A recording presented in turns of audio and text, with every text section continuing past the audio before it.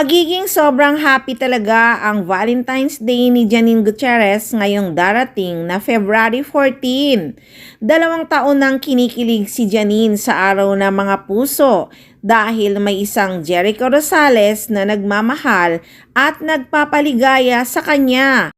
Nung nakaraang taon kasi hindi sila masyadong nakapag-spend ng Valentine's Day kasi nga sobrang busy si Eko noon. May shooting at nangangampanya sa Ako Bicol.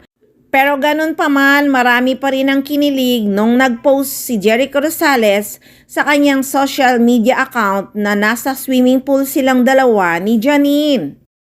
Hindi nga napigilan ng ilang showbiz personalities na mag-react at magkomento noon sa nakakakilig na Valentine's Day post ng kapamilya aktor. Napa-official pa nga si Team Yap at may 3 smiling faces with heart emojis pa. Napasambit pa nga ng parents ang aktor na si Darren Espanto.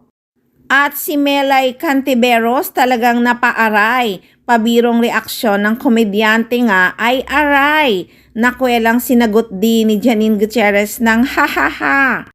Hindi naman kasi kaila na talagang crush na crush ni Melay Cantiveros si Jericho Rosales. Napa-OMG pa nga ang ilang tagahanga ni na Jericho Rosales at Janine Gutierrez sa sobrang kilig. Anila pa nga OMG sa lahat ng naging partner ni Ate Nini, dito talaga ako kinilig, love you both.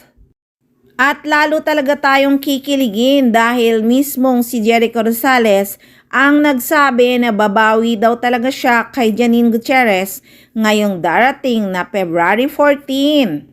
Biro mo naman, sabi ng aktor, surprise daw. Pero may gusto nga daw talagang gawin si Janine Gutierrez, baka yun daw talaga ang kanilang gagawin.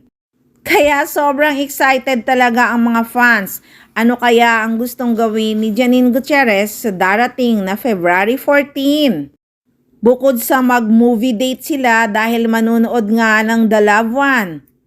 Hays, ibang klase pa naman magpakilig ang Ekonin, nakakainggit talaga. Ngayon pa lang, happy na talaga ang mga fans. Kaya naman guys, marami talaga tayong aabangang mga ganap ng Ekonin ngayong February. Kaya abang-abang lang at huwag magsawang tumutok. Siyempre, dito lang yan sa Maarteng Machika!